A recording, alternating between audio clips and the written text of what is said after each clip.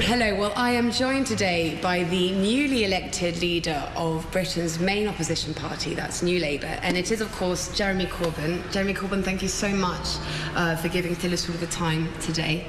I want to start off by asking a bit about your critics. Now, your critics are questioning your electability. It's an almost daily offensive on behalf of British media groups against both your politics but also your person, and even members of the Labour Party, within the Labour Party, are now voicing concerns. They feel the party split down the middle. We've just come through a big election campaign within the Labour Party. We've had an electorate within the party of 550,000 people, well over 500,000, which is the biggest ever electorate for a party election process in Britain. And Labour Party membership has gone up a great deal, both before this campaign started and, interestingly, for the week after I was elected, the party membership was increasing by 10,000 every day. Now, the process was that Labour unfortunately lost the election in May. There is a Conservative government with a small majority in Parliament. The former leader of the party, Ed Miliband, resigned after the election and a new process was called. And I was nominated eventually as one of the candidates with great difficulty, because the majority of the members of Parliament who do control the nominating process did not want me as a candidate, but a group of 35 eventually nominated me, and so I became a candidate. My position was that I'm against the economic strategy of the government and against the economic policies that the Labour Party had put forward in the general election campaign on austerity. So I was standing on an anti-austerity platform, and we've had a very, very thorough election campaign. It's lasted for 3 months, and I spoke at 100 events all over Britain. England, Scotland, Wales and Northern Ireland, and put forward an anti-austerity message. With each meeting we did, the audiences got bigger.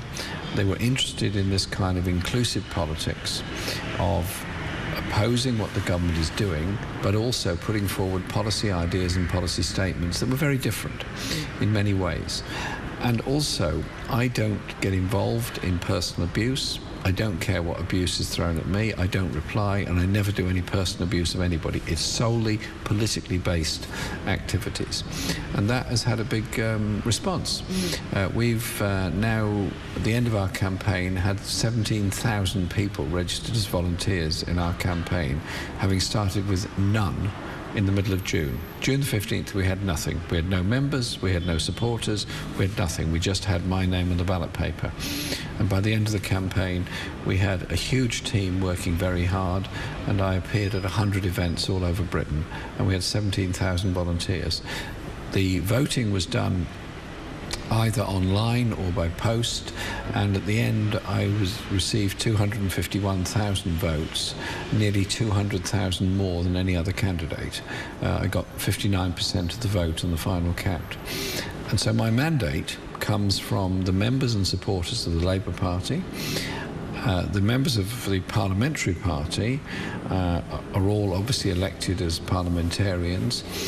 Most did not vote for me, and therefore I have this position where I'm expected to appoint what's called a shadow cabinet. This is a parallel government in a sense, and I've managed to do that. And as I said all through the campaign, I would appoint people from differing political backgrounds and differing views. So it's a very broad range of opinion that's there.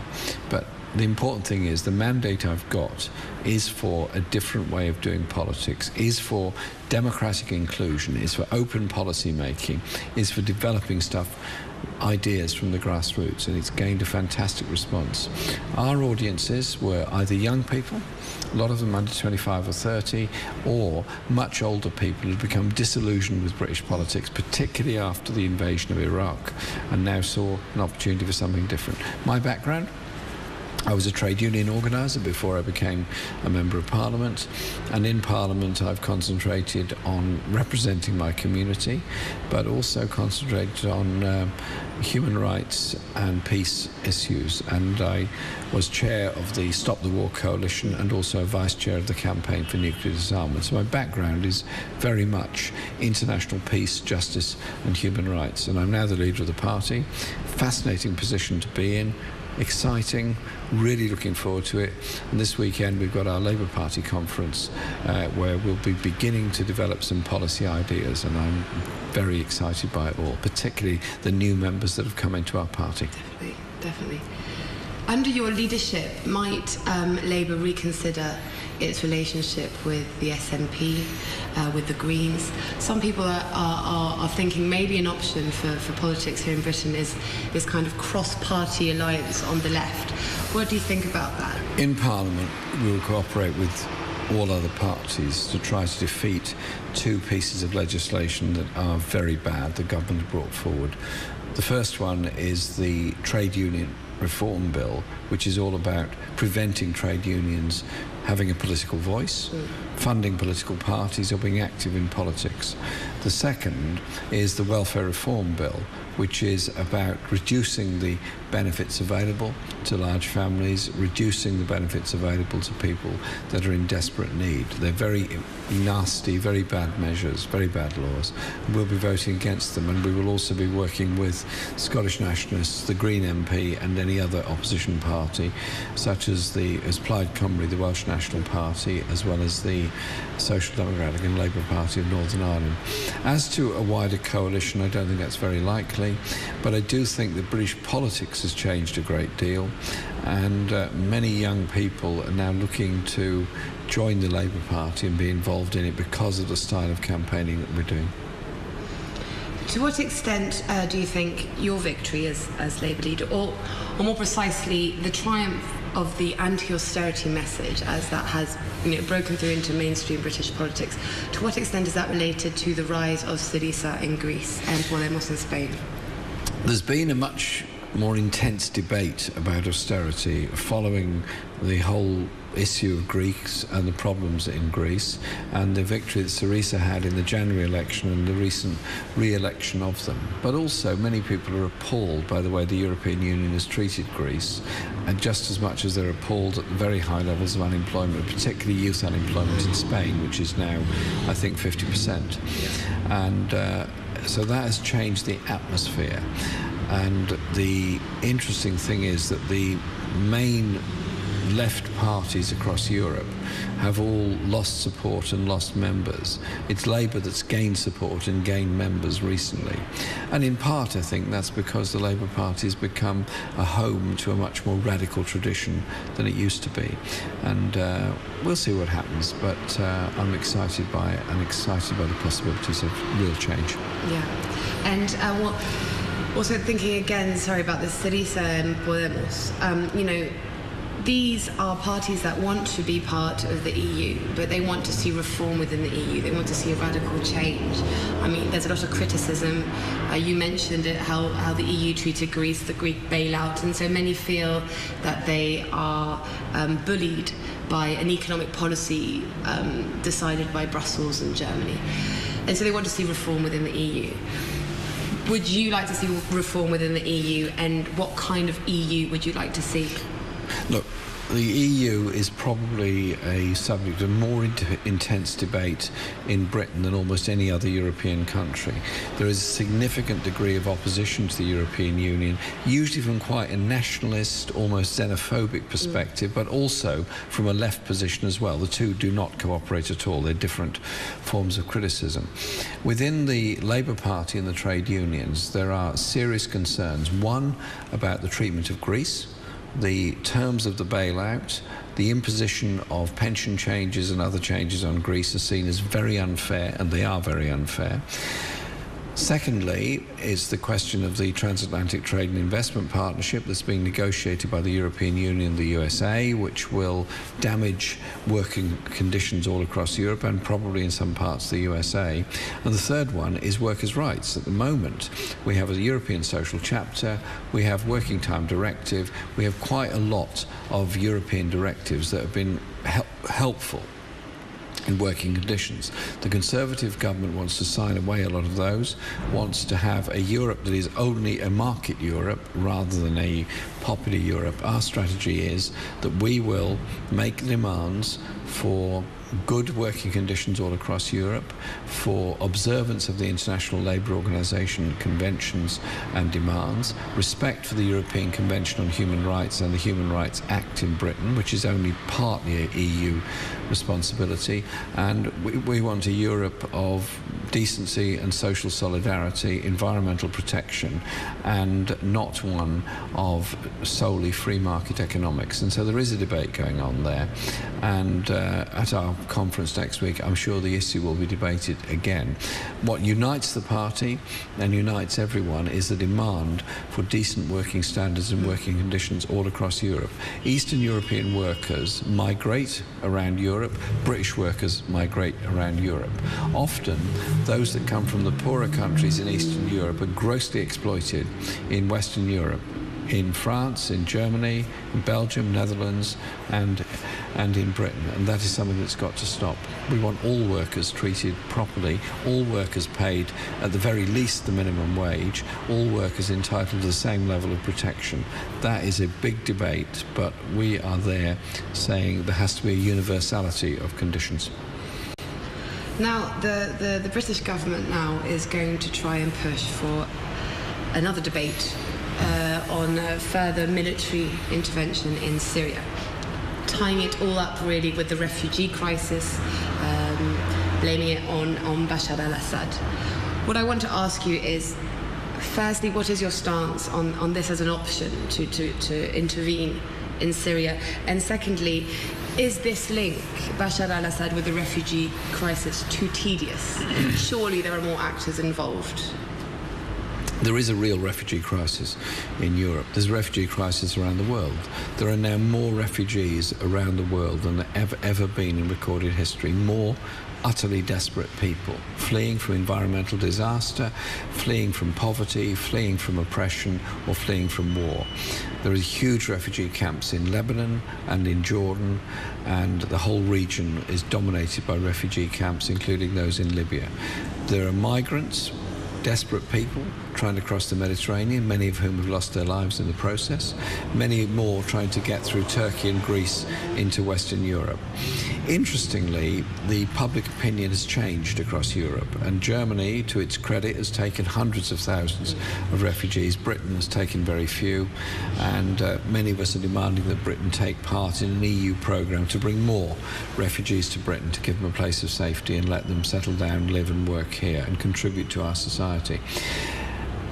It's important that we have two responses to this. One is the humanitarian response to those in need, and I do praise the government for at least putting a great deal of money into the refugee camps in Lebanon. I condemn the government for not allowing more refugees into Britain. In my community, for example, we're collecting food and clothing to take to the refugee camp in Calais as an act of solidarity, and we have a group of people go there every week and take it by car and ferry to Calais.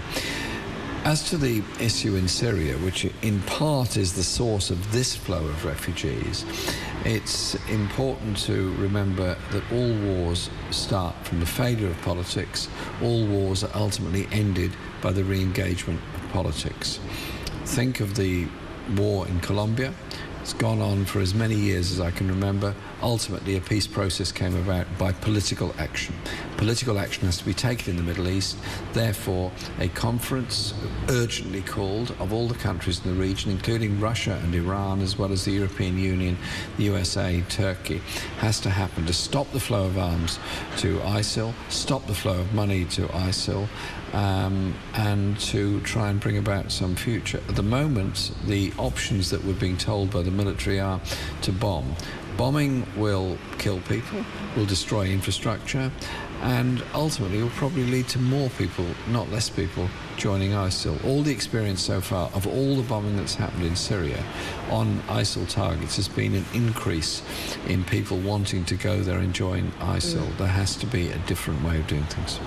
But if we want to attack ISIL, if we want to attack ISIS, how can you, as a leader of a British political party, do that when in fact many people are saying there's so many ties that link Britain with these rebel groups in the Middle East that it's all a spillover, in fact, from Western foreign policy? To challenge that is going to be difficult. Western foreign policy has a lot to answer for. A lot to answer for since the First World War on the borders in the region and the makeup of those states. But it also has a lot to answer for the refugee flows that came out of Iraq and other countries, some of which ended up in Syria, and the growth of extremist forces, partly because of the attacks on Iraq. There were no jihadist groups in Iraq prior to the invasion in 2003. And so we have to think more differently about Western foreign policy. I am against the bombing and I'm against a military intervention. I'm for a humanitarian intervention. I'm for political development and a political solution in the area, and also look at the quantities and quality of arms that are being sold to various countries in the region and where they actually end up. But do you think the British establishment is ready for a more pacifist stance abroad?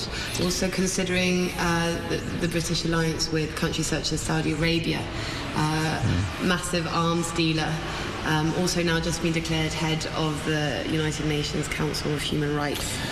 There's a lot to go against. We're talking about historical alliances here, and also this week or last, someone from here, the British military, threatened mutiny if you ever were to be leader of this country, just only for having this pacifist stance.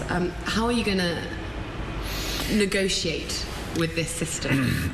Well, yes, there is a British military tradition, obviously, and this has been traditionally quite a militarised kind of society. That all of that is true, but also the perceptions and attitudes and activities of the army have changed as well. I'll give you an example. Last week, just after my first Prime Minister's question time, we had a military parade outside Parliament, and it was very impressive. There were about 1,000 people, I think, on it altogether, maybe a bit less than that. They were soldiers, they were Navy, they were Air Force people, and they'd all been to West Africa to support the campaign against Ebola. They'd all taken part in the eradication of Ebola. There were medical corps people and others, and a lot of civilian workers that came with them, all came to Parliament together. And we said thank you to them. That is an example of an army doing something very good.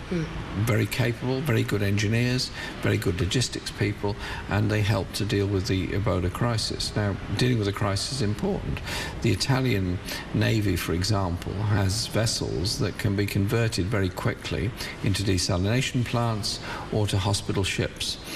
Militaries can have lots of roles around the world in dealing with humanitarian crises and disasters. I see that as an important role. I see supporting UN peacekeeping operations as an important role. Now, are my views held by a wide section of the military? Probably not, but you would be surprised the number of military generals and others that would say, well, actually, this is an important way forward on this, and when I raise the issue of nuclear weapons, there's quite a lot who agree with me. And what about supporting resistance movements such as the PKK in Kurdistan? I mean, these are people who are fighting ISIS, but who aren't really getting much international support. Would you be interested in helping these people, at least publicly in word, shedding a bit of limelight on this? I have a large number of Kurdish people in the community I represent in Parliament, and they come from Turkey as well as from Iran and Iraq, but the largest number are from Turkey. And it's up to Britain and the other Western European countries to put real pressure on Turkey for its discrimination against the Kurdish people, for the rights of Kurdish people, and to bring about a political settlement in Turkey that respects them. That was happening. That was going quite well, actually, until the crisis in Syria, when the Turkish government seemed to be giving limited support and help to the Kurdish people. I think this point about the regional conference is an important one, and I would certainly give political support to the Kurdish people and their right to their own identity, language, and their determination of the future. Your first Prime Minister question time, you elicited questions from the general public. And for many, in fact, this was a reference to more participatory forms of democracy, as experienced in many progressive countries in Latin America. Now, to what extent do you look outwards? Do you take inspiration from other models of democracy outside of Europe? Well, Britain is a very long-established parliamentary system. We've had continuous parliamentary government for 800 years in Britain. It's not a perfect democracy. We don't have an elected upper chamber, for example, and so there are changes that are needed. And I have had the good fortune of travelling a great deal in my life. I've been to over 70 countries around the world, and you look at people doing things differently. You look at popular movements, you look at popular movements in Latin America, you look at that form of democracy. Democracy isn't just about electing somebody to a parliamentary or public office position. It's also about independent access to justice. It's also about the rights of free speech. It's also about the right to know. The right to know what is going on. And I think that policy making in Britain by political parties as well as by government as a whole is too narrow, too elitist, and in my campaign to be leader of this party, I said that I wanted to be leader of the party in order to energise and democratise the party, put the policy making powers back to those on the ground rather than retain them from those at the top. It's very exciting. We can all learn lessons from lots of places, and I'm enthused by that.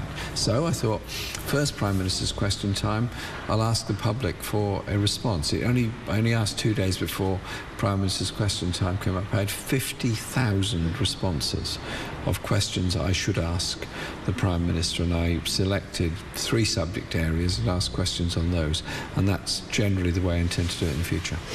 And it's different, and it meant that instead of being a theatre of 2 men shouting at each other, which is completely incomprehensible to the majority of the public, we had a much more serious adult discussion, and that's a first victory in this election process. Definitely. Well, it was definitely very refreshing to watch. And what exactly are your ties with Latin America? Because out there people have been following your political career, but also more now this rise to become the leader of the Labour Party. What are your ties with Latin America? I first went to Latin America when I was 18, 19. I was living in the Caribbean, and I took a sailing boat around the Caribbean, and then a fishing boat trip to Guyana, and I stayed in Guyana for a bit, and then went overland from Guyana through Suriname and French Guiana, La Guyane Française, to Brazil, Uruguay, Argentina, Chile, Bolivia, Paraguay, Peru, and then eventually made my way back to Buenos Aires and got a ride home on a cargo ship which dropped me in France. I did this all on my own, just working about, looking up things and listening to people. I was fascinated by the history, fascinated by the pre-Spanish history, by the indigenous cultures, by the indigenous languages, and listening to people speaking Quechua and Aymara, and looking at the incredible civilizations that were there before the Spanish arrived. I've been in Mexico and Central America a great deal. I was at first in Nicaragua in 1983, went there several times, and Honduras and other countries. So I'm fascinated by the history. My favorite book is Eduardo Galeano, The Open Veins of Latin America. It's the most amazing work, and I was so sad when he died last year. And so my links go back a long way, and in Britain I'm the chair of the All-Party Mexico group as well as of the All-Party Latin America group, and it's been my privilege to visit many countries in Latin America and try and build up that relationship. There's also a big Latin American community in London, which I'm very proud of and very well connected to, and they have an annual Latin American Awards ceremony, and I'm usually presenting the Human Rights Award for the Latin American community. So I've got a lot of contact, a lot of friendships there. Might Britain's ties with Latin America change if you were to become leader of Great Britain? Yes, we would want to develop the closest possible ties, recognise the social advances that have been made, recognise the differing trade arrangements that exist in Latin America, where the ALBA Pact countries have a different way of doing things to the, for example, the NAFTA arrangement that Mexico is in with the USA, but also improving trade and cultural ties throughout Latin America. We've got a lot to learn. Yeah. There are also skills and things in Britain that can be exported to Latin America. Britain has great skills in railways. After all, it was British engineers that built most of the railways in Latin America. So there's things to be done there. But above all, it's our children understanding that history is everywhere. It's every continent, it's every country, and there's civilizations that have been before. And learning about that is actually what brings about better understanding in the world and ultimately brings about peace. Jeremy Corbyn, thank you so much for your time. It's been a pleasure.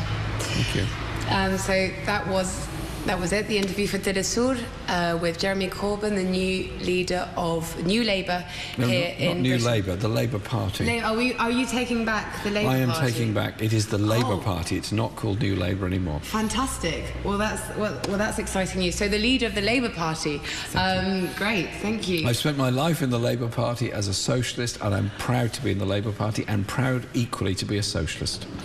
Fantastic. Well, that's it. I'm Stephanie Kennedy for De La Sur.